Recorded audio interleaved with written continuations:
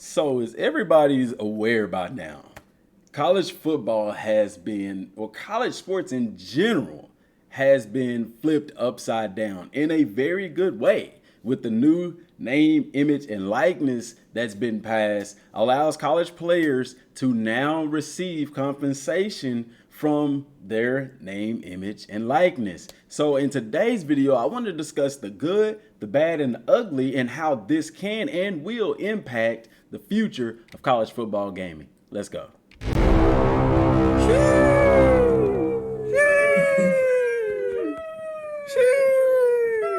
Guys, if you are new to the channel, subscribe to the channel, man. It's completely free. It doesn't cost you anything at all, and it helps us continue doing what we enjoy doing and making this content. So the name, image, and likeness thing, the good, the bad, the ugly, there is a lot of positivity going around with this. This is well overdue.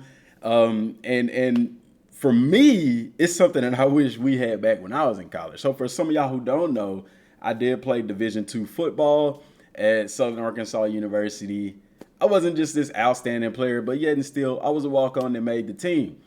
And at this point in time, like when I was in school, you of course, like everybody know, you couldn't do anything like this. And for them to make these changes, this is monumental for various reasons. But best of all, in my opinion, it's a win-win for NCAA. And it's a win-win for the athletes as well as the programs. The reason why is because the NCAA doesn't have to pay these players.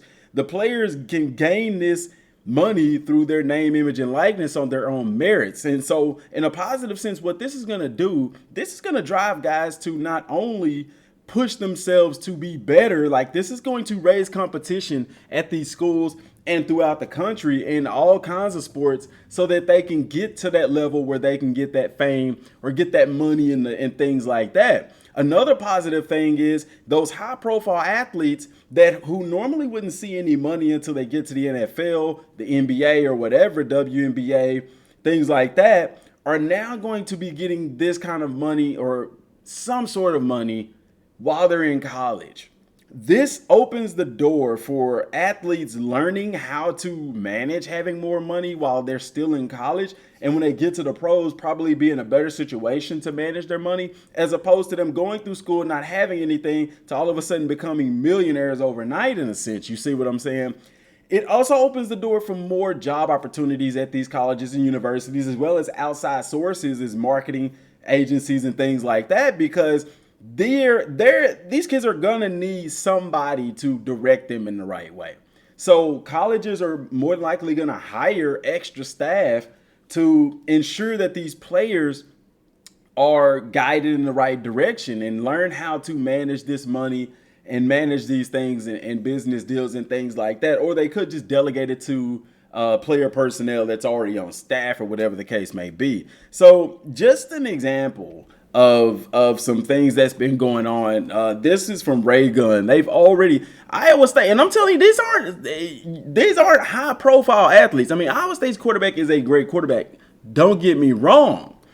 But, it's not going to be strictly limited to the top players in the nation. You're going to have schools, let's say like I don't want to say Baylor. Baylor's not a bad program at all. Let's say like Vanderbilt. Vanderbilt is a college that football team that's, they in a good conference. That's about it. You're going to have colleges that are going to be in small towns and things like that people are going to want to use for local businesses. They can get deals from there. So, and you may not hear about those kinds of deals, but it'll be things like that. You look at the University of Arkansas, I don't know if they have any top draft prospects coming into this year or not, but that doesn't matter because Fayetteville, the Razorbacks are big time in Arkansas because Arkansas doesn't have a college. They don't have an NFL team.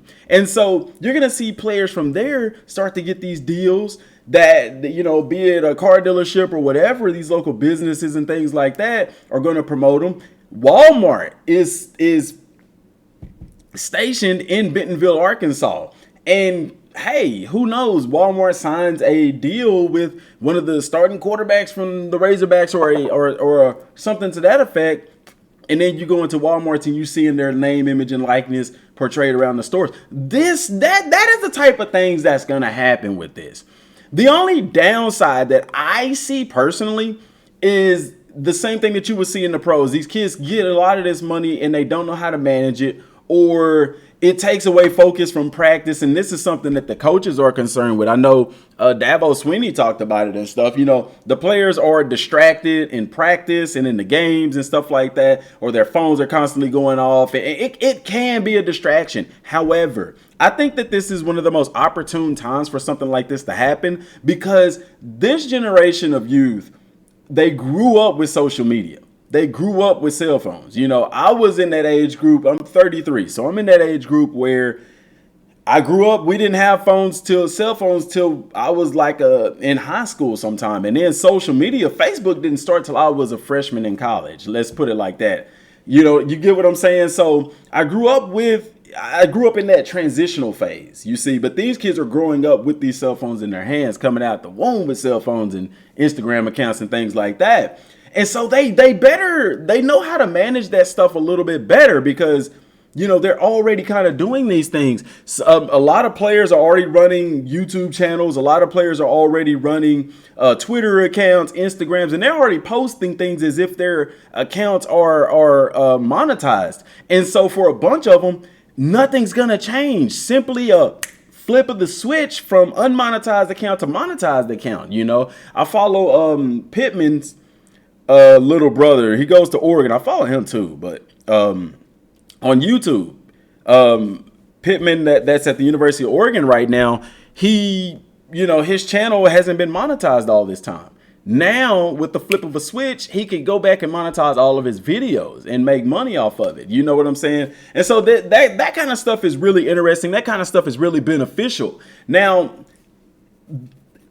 the reason I'm bringing up NCAA, because we know that college football is coming back. Now, there was a video done by Sports Gamers Online. I'm going to put a link to it in the description box down below, where this was actually leaked in an email. I don't know how he got it.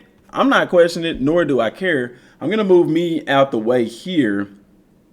But basically, guys, what this is saying is that it's a deal for EA that the college football game, and we heard rumors that it would come out in 2023. I guess everybody's wish was like, hey, with the new NIL agreement, maybe they'll put a game out next year. I don't think so. And we're going to be discussing the college football game in grave detail because, guys, a lot of people have a sour taste in their mouth because of Madden.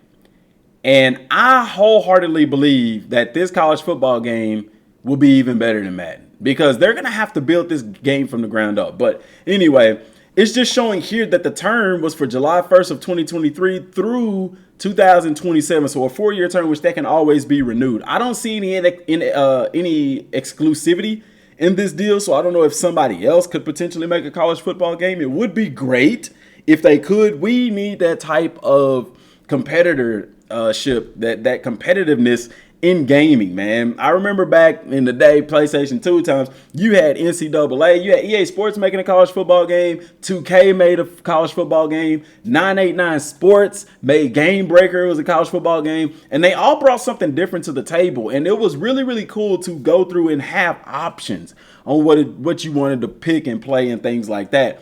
Today, that's not so much the case.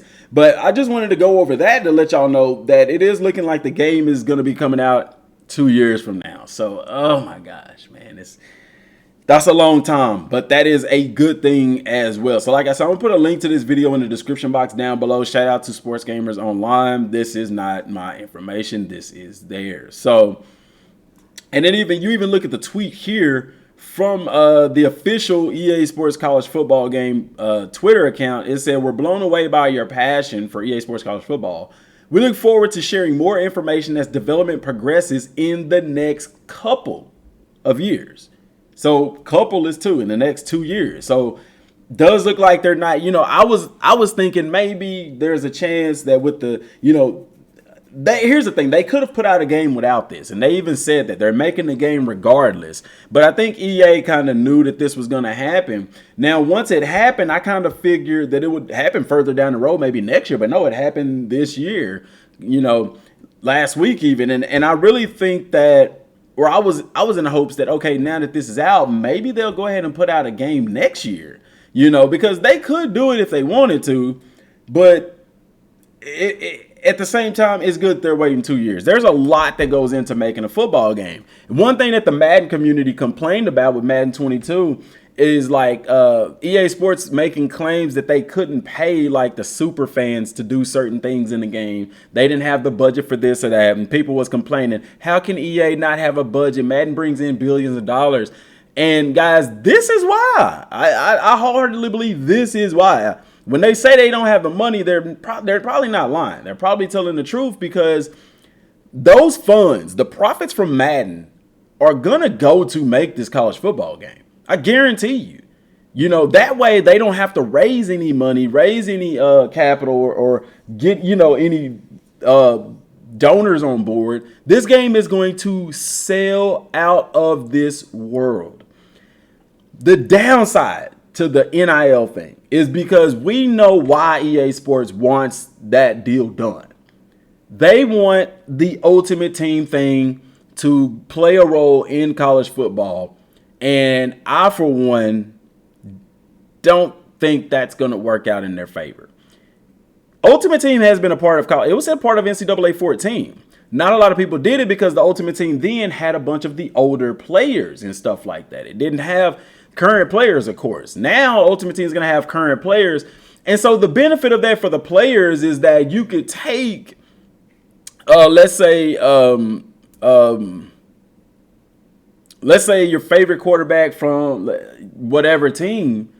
If he's not, you can have a favorite quarterback, and if he's not at the college that you want him to go to, you can get his card and put him on your own special team kind of thing. You get what I'm saying? So that's the only way I can see the Ultimate Team, the NIL, benefiting college football, but the game in a sense. But I don't think a lot of people care about that when it comes to college sports, because the difference between NFL and college, NFL, people tend to have favorite players. Everybody's got a lot of people got a favorite team. Don't get me wrong, but NFL is more of, I like this player, I like this player, I like this player, I like this player. College is different to me in that regard because people are more passionate about an individual team. It's not so much about who the best running back in the nation is, who the best quarterback is, the best receiver, things like that, because even as large as college football is, that makes it a little bit harder, So people are more on the lines of, I love the Texas Longhorns. I don't care who the quarterback is. I love the, Arkansas Razorbacks. I don't care who the running back receiver is. Things like that. So I personally don't see Ultimate Team being a major factor in the next college football game. Also because the whole deal behind college football is the franchise, is the dynasty, the seasons. You see what I'm saying? The recruiting, the pageantry, all of those things that are important to dynasty mode. And even though in Madden, franchise mode is taking franchise mode ain't even in the back seat. They in the trail car. You get what I'm saying?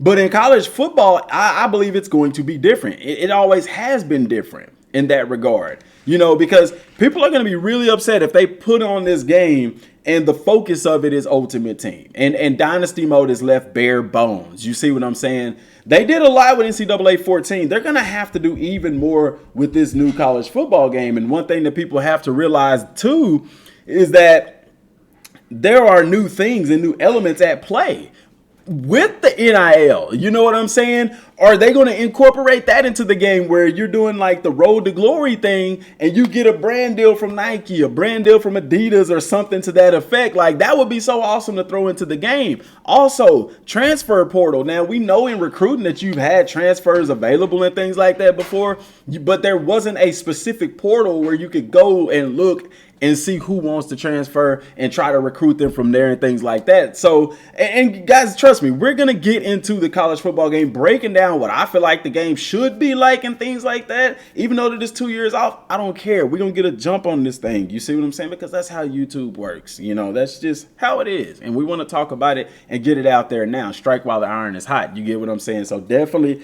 subscribe to the channel for that. But, all in all, like, it's gonna be interesting. I'm really looking forward to this game. I'm really thankful for this NIL I wish it was something that we had when we was in school. I think every collegiate player is saying that. Now, a big question that people have been asking, and including myself, is since this is about 2 years off, are they going to be able to put NCAA 14 like in the PlayStation Store through PlayStation Now, Xbox Game Pass, or even, something of that effect? EA Play could potentially do it. I don't know. I wish that they could. The issue that you have is if they were to do that, then they would technically have to pay those players who were probably in that previous game. But the main reason I don't think this is going to happen with this game, with NCAA 14, like making it playable, is because it carries the NCAA name. EA Sports does not have the NCAA license. And the only thing that changes in the game is literally the name NCAA. And may not see that logo in the game. That is it. It has nothing to do with the teams and the players and stuff like that. The bowl games, all this stuff is separate business. You see, so don't look forward to NCAA 14 being in like the Play Store, PlayStation Now, or something like that. Like I said, if they did it, it would have to be through some kind of free service. They can't charge you for the game because it carries the NCAA title. That would be my speculation as to why they couldn't. But I don't know. Maybe they could. Maybe I'm wrong.